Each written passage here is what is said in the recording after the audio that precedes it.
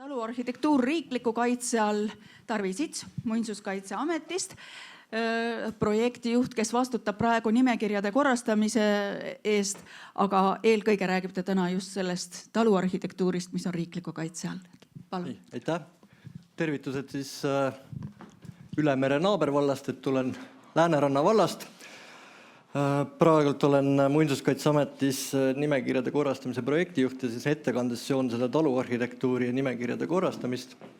Aga enda poolt taustaks siis, et Muinsuskaitseametis alustasin vast 2003 Pärnumaa inspektorina. Nii Muinsuskaitseametis erinevatel ametikohtadel ja ka Kultuuriministeeriumis näinud siis seda pärandikaitset ühelt ja teiselt poolt ja kas või viimase küsimuse juurde tulla, siis ma viskaks ka õhku sellise uue ameti nagu Maa- ja Ruumiameti ja tema rolli planeeringute koostamisel, nõustamisel ja kompetentsikeskuseks olemisel kohalikul omavalitsusel, mitte et ma nüüd Muinsuskaitseametilt selle palli päris ära lükkan. Enda taustalt, siin on taustainfo nimekirjade korrastamise poole pealt, et ma olen tegelikult lähiajaloolane, et taluarhitektuuri nüansse väga täpselt ei tea, aga kui enne ka kohvilauast tuli jutuks, siis minu vanaisa oli tuntud rookatusemeister ja viimased aastad enne pensionit töötas ka Vabaõhumuuseumis ja alati ütles, et Vabaõhumuuseumis maksti 4 korda paremini kui eratellijalt, et sellised ajad olid kunagi. Aga Tarmo just meenutas, et ta oli see, kes enam katusele ei läinud, aga alt õpetas, kuidas rookatuseid teha. Kahjuks traditsioon minuni ei jõudnud, see katkes juba minu isa ja siis onude juures, et meie rookatuse meistrid ei ole, kuid vanaisa kuulsuse peal ikkagi aeg-ajalt liugu laseme.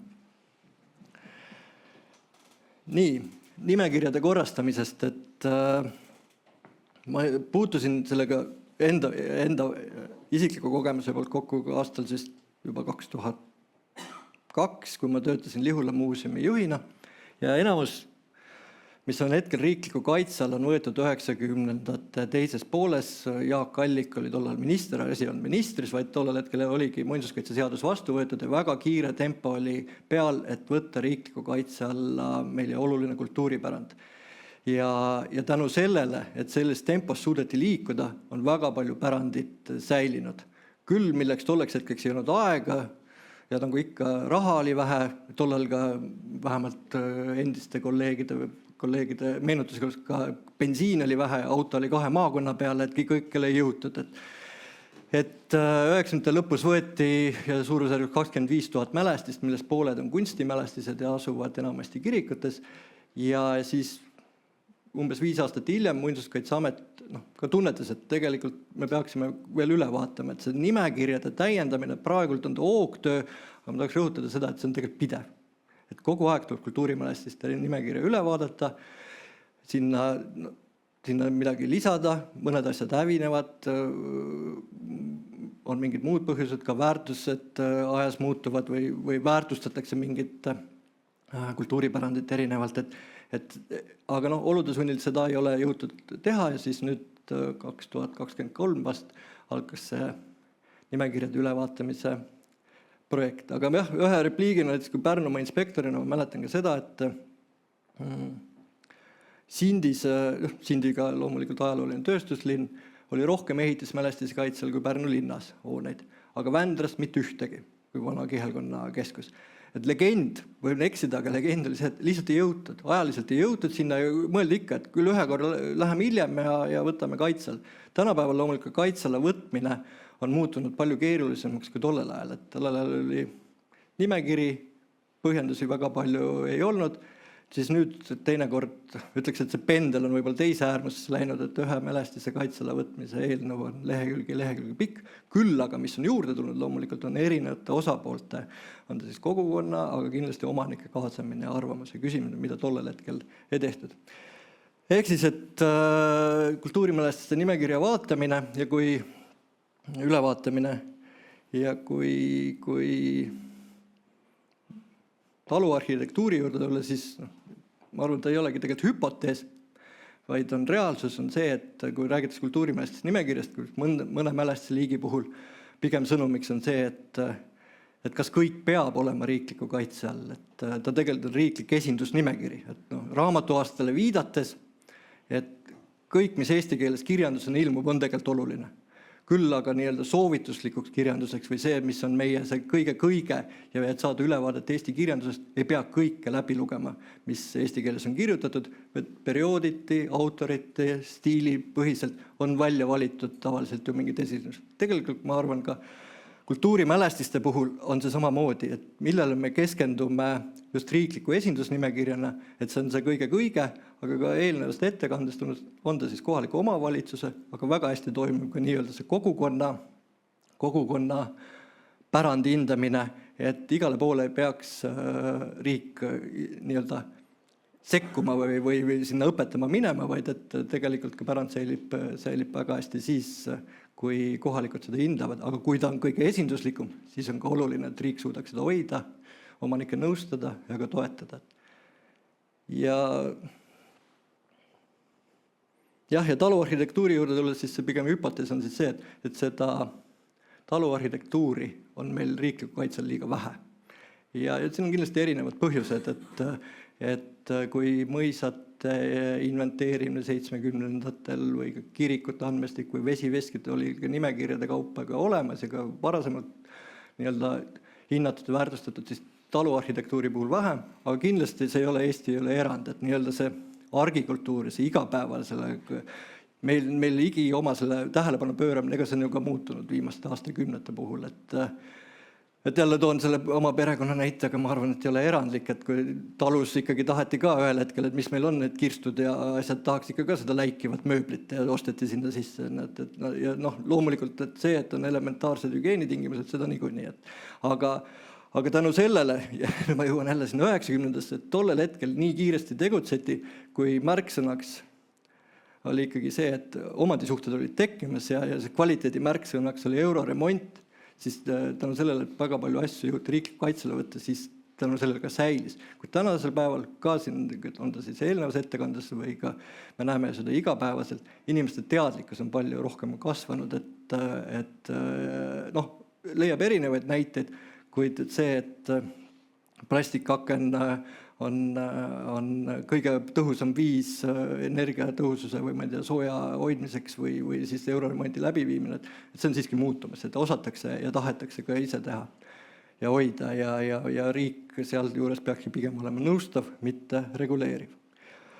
Aga siin väike ülevaade, mis meil kaitse all on, et seal on põhimõtteliselt 2 suunda selle nimekirjade korrastamisel. Üks on see, et andmed peaksid olema täpsed, mitte peavad olema riiklikus mälestisnimekirjas. Pigem võib-olla see puudutab isegi arheoloogiat, et ehitismälestiste puhul loomulikult, mida rohkem on andmestikku, mida teadlikum on omanik või ka lihtsalt pärandihuviline ja leiab sellega lihtsalt üles, siis seda kaalutletumalt ja läbimõeldumalt ja paremini otsuseid on võimalik teha. Aga teine pool siis sellele andmetele, et need korda saada, on väärtuspõhine hindamine ja see just ehitismälestiste puhul on see, mis on nii-öelda selles fookuses. Ja ikka küsitakse, et palju on see mõistlik piir või kas meil on liiga palju midagi kaitsel või liiga vähe. See palju vähe on nüüd väga subjektiivne, et ma arvan, et siin saalis ka erinevatel inimestel erinev vaade. Oluline on see, ja mis on keerulisem sõnastada, et kõige esinduslikum pärand oleks selles riiklikus nimekirjas. Et ei ole antud kuskil ette arvu, et peab jääma nii palju mälestisi kaitse alla, et kõik on statistika ja numbrite maagia, et seda on võimalik ka niimoodi korraldada, et oluline pärand jääb kaitse alla, numbrid lõpuks jääb vähem, aga see ei ole ju eesmärk. Eesmärk on see, et Muinsuskaitseamet läbi oma nõustamise ja kindlasti ka läbi toetusmeetmete, mis on küll kasvanud viimaste aastate jooksul, aga kindlasti ei ole ka piisav hulk, kuna baas on olnud madal. See, et kunagisest 1 000 000 eurost aastas jagatakse nüüd 5 miljonit eurot, võiks öelda, et on 5 korda kasvanud, aga see baas tase oli nii madal, et tegelikult sellest on veel piisavalt vähe. Ehk siis, et kui me pudistame selle väga laiale pärandile, siis see kõige esinduslikum osa võib jääda hätta ja seal ongi nende valikute koht, et nõustamine ja ka tähelepanu pööramine kõige väärtuslikumale pärandile. Ma nende numbrite juurde jääd, sest meil ajakavas on kindlasti juba selliseid üleminekud. Et selle raamatu aastale ma mitu korda olen ka viidanud, et natuke utreeritult see pilt on, aga leida sellest kindlasti, see on kindlasti väga väärtuslikke raamatud ja leida see kõige väärtuslikum osa üles, et see nõuab kindlasti kogu ruumi ülevaatamist, et üks osa, miks need andmed peaksid korras olema, on tõesti see, et me suudame nii ise otsustajatena, aga ka huvilistele, omanikele tegelikult olulisi info kohale viia, et sellepärast mälestiste nimekirja ülevaatus, ma arvan, on väga oluline.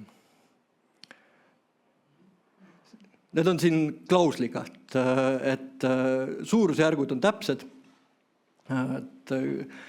aga ütleme näiteks vesiveskid või pukktuulikud on nii mõisapärand kui tööstuspärandina olla, et nii-öelda kattuvusi on, aga ütleme, et suurusjärgus 46% meie ehituspärandist on mõisakompleksid ja mõisakomplekside hindamine, ma korraks hiljem näitan ka, et millise metoodikaga see toimub. Mõisakomplekside hindamine sellel aastal pilootprojektina Jõgeva maakonnas alustati ja nüüd sügise algul saab neid tulemusi ka tutvustada, aga loomulikult siin tuleb olla tähelepanelik, et ma olen ka öelnud, et kui tuleb hindamine seal läbi kriteeriumite, mis on eksperdid ka välja pakkunud, et kõhutunne ja siis punktisumma võiksid enam-vähem paika minna, sest on näha, et kui ekspert tegelikult teab, mis on väärtuslik, siis aga samas tuleb ka kuidagi need 500 000 objekti suutka võrrelda, mis see siis kõige esinduslikum on. Selleks selle mõistliku metoodika väljatöötamine oli omaette paras proovikivi ja nüüd me seda siis maikuust rakendame ja loodetavasti siis see töötab ja töö käigus ka vajadusel täpsustame seda metoodikat, aga 46% mõisakomplekse ja talukomplekse siis 5,5%. Ja need omakorda ka kokkuleppeline, kuidas need hooned või ehitised jagunevad, et millisteks liikideks või alaliikideks. Ja see tuli ka hindamise ettevalmistamisel, et transpordi valdkonna ehitisi kõike koos korraga hinnatavast ei ole mõistlik, et seal on postijaamad, raudteejaamad, erinevad alaliigid sees, et tuleb liigiti panna, aga kuidas nad omakorda veel, ja see on järgmine suurem proovikivi, mis seisab ees, omakorda veel nii-öelda võrdlusesse viia, et need arutelud tulevad, aga ma siin kasutaks sellist väljendit, mida teinekord muinsuskaitses on kasutatud, et otsused ei saa olla, otsused võivad olla subjektiivsed, aga nad ei ole suvalised, ehk siis, et loomulikult ekspertide hinnangutele tuginedes neid arvamusi esitatakse, konsulteeritakse huvigruppidega, tutvustatakse. Meil on ka olnud arutelusid ja omanike roll, et kuidas omanikud saaks selles protsessis kasvada. Loomulikult omanikke tuleb informeerida, kursis hoida, aga ma toon siis näite keskkonna valdkonnast, et naabervallas, kus meil talu on, seal on väärtuslikud püsirohumad, selle inventeerimise eelmisel aastal, mida ma ka soovisin omanikuna, siis teavitati mind, et toimub inventeerimine, aga ma ei eeldanud, et mina olen inventeerija, sest ma ei tunne taimi nii hästi ja ma ei suuda eksperdina hinnata, kas see on väärtuslik püsirohumaa või mitte. Küll aga hoiti mind kursis ja tutvustati tulemusi ja minule sellest täiesti piisab. Ehitiste puhul on see sama.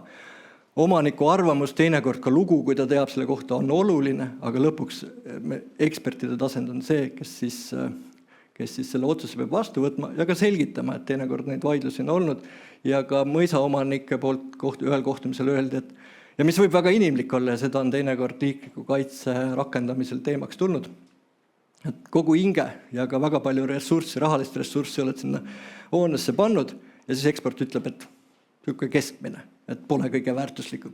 Et see tekitab teise pinge. Ja ka omavalitsustel on, et kui tuleb ettepanek, et midagi riikliku kaitset lõpetada, siis kuidas, meile nii oluline. Ka need arutelud seisavad ees. Aga proovin nüüd jõuda järjest rohkem taluarhitektuurini. Et mis meil on kaitse all? Ja rehielamud. Et kui vaadata riikliku kaitse nimekirja, mõnes mõttes võiks olla nagu ju ajalooõpik ehitiste meie ajaloo kohta, et see esindab igast perioodist, valdkonnast on meil mingid näited olemas. Ta peab olema alati erandlik, ka tüüpilised näited olemas, aga kui väga lihtsustatult öelda, kui ehitismälestiste nimekirjale peale vaadata, siis ma ei tea, ütleme, üle 100 aasta tagasi elasime mõisates, käisime kirikus, aeg-ajalt vesi veskis, jahu jahvatamis, aga muud elu oli suhteliselt minimaalselt, sest et tegelikult teised valdkonnad on vähe esindatud. Ja taluarhitektuuri puhul tunduks, et Koguva külas oli ainult rehielamud, et ülejäänud Eestis on suhteliselt vähe. Aga see on jälle see, et tolle teadmised on isegi olemas, aga pole jõutud tegeleda. Et kindlasti on väärtuslikke taluarhitektuuri objekte, mis peaksid olema riikliku kaitse nimekirjas. See ka päris alguses üles visatud pall on siis see, et see mälestiste hindamise käigus, ma võin eksida, aga ma olen projektijuht, lõpuks otsustavad eksperdid, et taluarhitektuuri võiks olla rohkem esindusnimekirjas riikliku kaitsel. Ja kui ma olin kunagi Pärnumaa inspektor, ma mäletan, siis natukene üllatas, et Pärnumaal tollel hetkel vist ei olnudki ühtegi talukompleksi riikliku kaitsel ja siis üks omanikud tulid ja soovisid, et nende talu võetakse. See oli väga oma olemuselt vääriski riikliku kaitset, aga nendel oli see ootus, mis on ka täiesti inimlik, et saaks toetusi ka korda tegemiseks. Ja siis see oli selline konstruktiivne ja igati heatahtlik arutelu, aga siis küsiti ka, et ja kui me oleme korda saanud, toetused oleme kätte saanud, kas me saame riikliku kaitselt ära ka? Mõtlesin, et ei, et nii see päris ei käi ja siis oli päris hea võrdlus tuli, see oli küll naljatades öeldus, et te olete nagu maffia, sisse saab, välja ei saa. Et jah, et see kaitse lõpetamine peab ka väga kaalutletud olema, aga nagu ka siin täna on juba eelnevates arutelust läbi käinud ja ka varem, et oluline on see, et hoonel on kasutus. Kui see kasutus ära kaob, see kasutus võib olla teinekord ka lihtsalt, et on turismi vaatamisväärsus, kui see on väga esinduslik vare järgi jäänud, siis mälestised ei säili. Ja siis see tasakaalu koht, et need regulatsioonid, mis riiklik kaitse seab ja teisalt see, et kuidas siis seal toimetada saab. Et võtame Peipsi äärel vanausuliste külad. Nii palju, kui mina aru saan, siis seal traditsioon ongi see, et iga mees ise ehitas natukene juurde midagi. Ja nüüd hakkame seda reguleerima nii, et Tallinnast tuleb pädevustunnistusega arhitekt, kes ütleb, et käepäraste materjalidega tee midagi. Et seal, kuidas see, aga samas on nii erandlik, et seda hoida ja esile tõsta, et kuidas seda reguleerida. Kindlasti selle nimekirjade korrastamise üks, ma ei saa öelda, et kõrvalaru on ka see, et kuidas need kaitsetingimusi seatakse ja seal jõuame sinna, et mida rohkem on meil andmeid, mida rohkem me teame, mida teadlikumad oleme, siis kaitsetingimused. Mõned on tõesti sellised väga üldised, mis leiab nii planeeringutes kui kindlasti ka muiduses ka projektides, et kasutage traditsioonilisi materjale, aga tegelikult on spetsiifiliselt just seda hoonet arvestavad tingimused, et kuidas sinna jõuda ja kui palju nad ette aimatavad on või need selguvad alati tagantjärgi. Ehk siis, et kaitse all 255 ja see 259, et erineval ajaperioodil on tehtud ettepanekud midagi kaitse alla võtta, väga vaevaliselt kaitse alla võtmine on käinud, võin öelda, olen näinud seda mõlemalt poolt, siis Muinsuskaitseametist ja Kultuuriministeeriumist üks ütleb, et kui Muinsuskaitseamet paremini ette valmistaks, küll me võtaks ja teine ütleb, et Kultuuriministeerium on pudelikaelaks, midagi ei liigu. Loodame, et see protsess ja on märke, et see on läinud paremaks, aga aegade jooksul on tehtud erinevaid ettepanekuid midagi kaitsele võtta, kas need tulevad erinevatest töödest, mida tehakse meie kõrgkoolides või ka üksikettepanekutest. Ja sealt tegelikult tuleb täiesti see koht, kus ongi see, et oletame, et ettepanek mingi kaitse alla võtta, võrreldes siis millega, mille vastu me peegeldame, et see ei ole üksikobjekt, et me peaksime piltlikult öeldes kogu samalaadsete aitade ülevaadet omama Muinsuskaitseametist, kui me hakkame midagi kaitse alla võtma. Ehk siis et väga tänuväärt on ka see Vabaõhumuuseumil pikalt kestnud projekt, see rehemajade projektina oli tuntud, aga see laienes ka koolimajadele ja vallamajadele. Jah, seal on andmebaas olemas, et elu seal loogutab kindlasti nüüd, kui me taluarhitektuuri hindamiseni jõuame, on seal palju materjali alust, aga seal on ka juba mõnda aega mööda läinud. Ehk siis, et kui palju veel on sealt seda kasutada, üle tuleb kindlasti vaadata, et iseenesest sellise pärandi väljaselgitamine võiks ju sellise sõela meetodil olla, et järjest kitsamaks need sõelaaugud lähevad, et meil on mingi alusuuring, meil on ülevaade kogu sellest konkreetsest liigist ja siis jõuame sinna, et mis on see kõige iseloomulikum, kõige paremini säilinud ja mis võiks kaitse alla olla. et maaehituspärandi andmekogus need kirjad on vähe rohkem, aga ma saan aru, et 617 rehemaja oli see, mis jõuti inventeerida. Ja puudutan korraga Koguva küla, et siin on ka läbi käinud, see on 91 mälestist. Ja oma olemuselt, ta tegelikult on ka mitu korda, aastate jooksul mina olen mitu korda seda kuulnud, et Koguva küla võiks olla muinsuskaitseala, et kogu oma keskkonnana, et ei peagi üksikobjektina lahendada. See, et omal ajal lahendati ja ma arvan, et väga hästi lahendati, et kogu on lisaks nii-öelda hoonetele on ka eraldi mälestis planeering kiviaedade haljastuse ja teedega, et Riin Aladal oskab seda kindlasti tausta paremini selgitada, aga ma lihtsalt praegu oletan, et veel paarkümmend aastat tagasi, 10-15 aastat tagasi oli nii, et näiteks riiklikult toetusi sai üksikmälestistele, aga muinsuskaitsealused hooned ei saanud. Koguval tollel hetkel oli võimalus näiteks hoonetele taotleda, kui oleks muinsuskaitseala olnud, siis ei oleks hoonete omanikud näiteks toetust saanud taotleda. Aga muinsuskaitsealaks tunnistamine käib läbi Vabariigi Valitsuse, mis ei tähenda, et seda ei oleks võimalik teha, aga oma olemuselt, mitte et täna peaksime selle otsuseni jõudma, aga ma arvan, et see seisab ühel hetkel ees nii Muhu vallaga läbi rääkides kui Muinsuskaitseametis, et miks ta ei võiks käsitleda kui muinsuskaitseala, et seda sisu ja tähendust on kindlasti rohkem kui et üksikobjekt, mille ümber on kaitsevöönd ja ta kogu alal ja siis on järgmine üksikobjekt. Ja mis meil siis kaitse all on, et ma panen siia klausli, et kultuurimälestiste register, muinasregister on väga hea andmebaas, aga ta on lünkadega, et ma andmekvaliteedi osas lihtsalt pole kõigele jõutud seda infot piisavalt sisestada, teinekord leida. Minu sellise filtreerimise, 5 minutit, filtreerimise tulemusel, et meil on 2 äärberit kaitse all, talu äärberit, ja need on võetud 2014 ja 2018.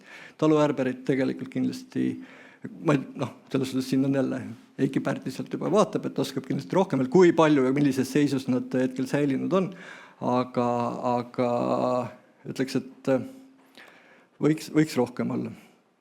See on minul naabertalu Kelu külas Lääneranna vallas, vanasti oli Lihula vald, Jaagu talu rehielamu. Et selles osas ma tean seda suhteliselt hästi, kuidas seda säilis, klassikaline lugu. Kui vanaproua tegelikult elas suviti seal, talvel oli Tallinnas ja ta väga ei muutnud seal midagi. Et kui igapäevase elukäigus ikka kindlasti oleks keegi soovinud, ma ei tea, akneid suuremaks teha või midagi muud muuta, et tänu sellele ta väga hästi säilinud. Aga need on ainult hooned, tegelikult selle ümber on kogu kompleks, et erinevad aidad, meeait, laut, kõik sinna juurde, ja nüüd on ka väga hooliv omanik, kes järjest neid hooneid seal ka korda teeb, ja seal ka riiklik tugi on olnud, et selles suhtes on näha, et meil on näiteid, siin kindlasti siin Muhus ka neid, mis on meil kaitse all. See on see teine äärber, mis meil kaitse all on. Aga on ka kartulikoopad, et talude juures või taluarhitektuuri juures, et ei ole ainult selline nii-öelda peamaja, vaid tegelikult väga tihti on see ümbritsev miljöö ja keskkond ka oluline ja veel mingid nüansse. Et tavaliselt Lääne-Eestist see üllatab, Lääne-Eestit külastavad inimesed ajalooliselt saunasid väga ei esinenud, et pesti rehe all, et saunad jäävad jälle teistesse piirkondadesse, aga need on kindlasti olulised kompleksi osad. Ja ehitismälestiste väärtuspõhist hindamine, et see käib, selle aluseks on siis kunagi, kui muinsuskaitseseadus 2019 uue versiooni sai, siis oli ka eraldi kriteeriumid, kuidas siis mälestiste kaitse all peaks võtma ja ehitismälestiste puhul pakkunud oli neid 13 ja neid siis rakendama. Mida ei hinnata selle käigus selle 5000 hoonest on need, mis on vanemad kui 1710 või mis on võetud kaitsele, aga siis kui väga põhjalikult on ekspertiisi tehtud või kui puudutada Keskkonnaameti ja Muinsuskaitseameti väga suurt vaidlust, siis Linnamäe hüdroelektrijaam on nii palju eksperdid analüüsinud, et seda veel uuesti analüüsida ja öelda, et muinsusväärtusega ei ole nagu mõtet, et selles piisav materjal olemas. Et kui suurusjärgus 400-500 objekti, mille puhul eraldi hindamist läbi ei viida. Ja mõisakomplekside hindamine lootsime selles aastal 5 maakonnas teha. Pigem on vähem, aga üks maakondadest peaks olema Saare maakond. Aga kas see sügisel jõutakse, oleneb, et eraldi, kas meil Muinsuskaitseametis piisavalt aega on selleks. Aga eesmärke me peame tutvustama on juba järgmise aasta lõpus Vabariigi valitsusele, nii et ja ma ei ütlegi seda, et valitsuse pärast, vaid et ühel hetkel, kui see hindamine väga pikale venib, siis tuleks nagu uuesti otsast alustada, et teatud aja jooksul mingi selline esmane hindamine läbi viia. See, et toimub mingid täiendavaid ülevaatamisi, järelanalüüs, et see kindlasti, aga et see üldpilt kätte saada, see peaks olema paari aasta töö. Et selle aasta plaan oli Jõgeva, Saaremaa, Hiiumaa, Läänemaa ja Pärnumaa mõisakompleksid ja ka mõisaparke, hävinenud mõisaparke hinnatakse. Ja see töö on valmimas sügisel, et teeb Artes Terras Sulev Nurme siis hävinenud parkide analüüsi. Jõgeva on tehtud ja nendes 4 maakonnas veel. Ja mitu korda viidatud, palju näeb siin, et mida siis hinnatakse, et punktisummad on hinnangulised, et Jõgeva maakonna puhul tuligi ka välja ka mõisapärandi hindamisel, et mõisa abijoonete hindamisel interjööri 1-10 ei ole mõistlik hinnata seda, kas on või ei ole. Et seal mängida 7 punkti või 3 punkti ei ole mõistlik, aga see ongi see, mis peab töö käigus välja tulema ja saab täpsustada. Oluline on see, et neid mõisa abijooned sarnastel alustel hinnatakse, et see on see tähtis pool. Ja lõpptulemus siis, kui algul oli raamatukogu, kus hästi ei leia asju, siis eeskujuks peaks Stockholmis olema, et oluliselt arusaadavam on oleks ka meie pärandi puhul, et kus see kõige olulisem kultuuripärand asub. Miks ta on oluline kultuuripärand, mis need väärtuslikud osad või detailid või sisu sellel on, mis ta lugu on, et ma arvan ka, et kultuuripärand see riiklik kaitse on oluline ja seda kaitset nimetada. Endale meeldib rohkem kultuuripärandi väärtustamine, isegi kui ta jääb selliseks natukene loosunglikuks, et tal tegelikult on palju neid kõrvalteemasid, mis eelnevas ka ettekandest toodi, et mis ta tegelikult juurde annab nii kohalikele elanikele, aga tegelikult ka tal on täiesti majanduslik mõõde olemas. Ja see on nimekirjade korrastamiselt lihtsalt, et millises tempos me liigume. Aitäh!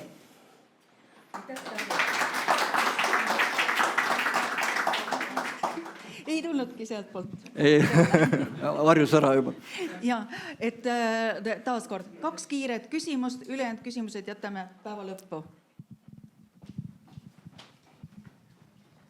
Aitäh, Riin Alatalu, EKA õppejõud ja ICOMOS-i asepresident.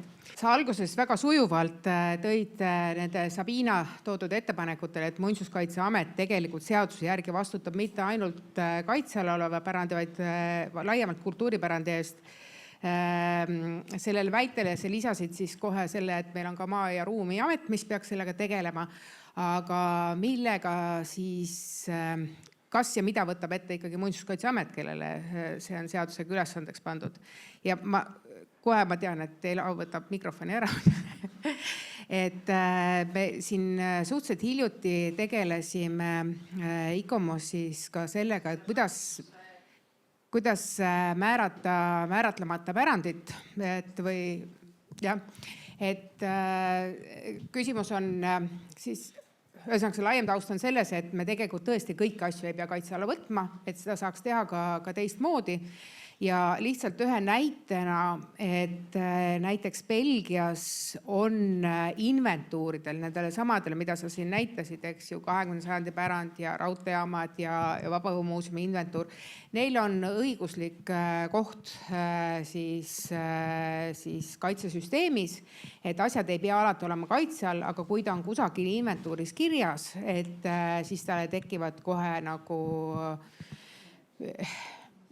mis asjad, leevendused, piirangud, mis iganes parasjagu vaja on. Et kas meil võiks olla ka liikuda oma õigusruumiga selles suunas, et me annaksime inventuuridele nagu õigusliku tähenduse? Jaa, aitäh. Ma alustan võib-olla teisest küsimustest siis, kui jõuan esimese ka. Et nendel inventuuril, mille sa viitad, on väga erineva ju, mõned on tehtud 15 aastat tagasi, mõned hiljem. 20. sajandi arhitektuuri inventuur, väga suur projekt, väga põhjalikult tehtud, aga ma ütlen, et seal maakonnati erinev tase. Paratamatult ei jõuti väga erinevate tulemusteni, et erinevate tulemusteni vaid olenes, kui palju jälle seda taustainfot oli ja kes see ekspert oli. Oli maakondi, mida väga põhjalikult analüüsiti, oli maakondi, kus jõuti vähem käia. Et kas nendel võiks olla õiguslik tasand? Selles osas, et inventuuriga ei saa midagi ju riikliku piiranguid seada. Et see saab olla ettepanek. Küll need andmest võiks olla lihtsamini kasutatavad, leitavad, võrreldavad ja ka jõudma erinevate omavalitsuste ja planeeringuteni. Et see on kindlasti teema, et kultuurimälestiste register ei ole kõige kasutajasõbralikum register ja kui palju on harjumus sealt ka andmeid võtta. Minu meelest kas või turismi marsruutide kasutamiseks tegelikult neid samu inventuure ja sealt üles noppida neid, mis ei ole kaitsele jõudnud, on väljakutsed. Mul on seda Ma ei ole selle mõtteni esimest korda jõudnud, aga millal sinna jõutakse, oleneb ka jälle nendest rahalistest võimalustest, mis Muinsuskaitseametil on. Ja jõuame esimese küsimusena ongi sama, et Maa- ja Ruumiamet ju alles käivitub. Maa- ja riigi arhitekti vajadusest on räägitud pikalt. Ja ka ootus sellele, et pärast haldusreformi kindlasti erinevad omavalitsused, et milline see võimekus, ehitustegevuse ja üldse pärandi ja ka päranditegevus oleneb omavalitsuste väga erinev. Aga et neil oleks kõrval jälle seal pehmed meetmed, nõustamine, koolitamine ja kõik sinna juurde, et mida teeb Muinsuskaitseamet, mida teeb Maa- ja Ruumiamet ja midagi eeldab kindlasti, et see on läbi räägitud, mitte et Muinsuskaitseametilt selle peaks ära lükkama, et kui palju nad samamoodi, et planeeringutesse oma ettepanekuid teevad, nõustavad, aga lõppkokkuvõttes kuskil on see ressursside piir, mida sa tead ise ka väga hästi, kui maakonnas on üks inimene ja on palju ehitusmälestisi, kui palju ta jõuab veel käia miljööväärtuslike alade omanike nõustamas. Et ma kahtlen, et väga palju jõua, küll aga koolitus ja muud tegevused võiksid olla, aga see küsimus, selles suhtes ma ei saa anda neid vastused, et nii peab tegema, sellepärast, et seda sa saad küsida nendelt, kes selle eest otseselt vastutavad. Aga ma toon ühe näite, mis puudutab taluarhitektuuri, et mis aastad tagasi see oli, kui taluarhitektuuril tuli eraldi toetusmeede. Selle otsuse juures ma olin, kui see toetusmeedet tehti. Siis see ootus oli, et praegu on laiapindne riigikaitse ja väga arusaadav, et kõik erinevad valdkonnad peavad riigikaitsesse panustama. Ka hariduses tegelikult teinekord on. Aga laiapindne muinsuskaitse väga keeruline, et see kiiresti edasi jõuaks. Et see ootus oli ja ka arutelud olid, et tollel hetkel, mis iganes nimeda kandis, praegu on Regionaal- ja Põllumajandusministeerium, et nemad panevad selle teise poole, kui 200 000 pani Kultuuriministeerium, teise paneb, ütleme siis Põllumajandusministeerium, aga nad seda ei pannud ja tegelikult see ja nad ei näinud sellel väärtust otseselt. Ja kui regionaalvaldkonnas panustava ministeerium ütleks, et seesama hea elukeskkond, külas olevad erinevad väärtused ei ole ainult ühe valdkonna teema, et kuidas sinna jõuda, siis see tavaliselt ei käi nii, vaid väga pikaajaliselt. Aga küll on hea meel, et mingid erinevad toetusmeetmed selles valdkonnas on siiski olemas. Aitäh!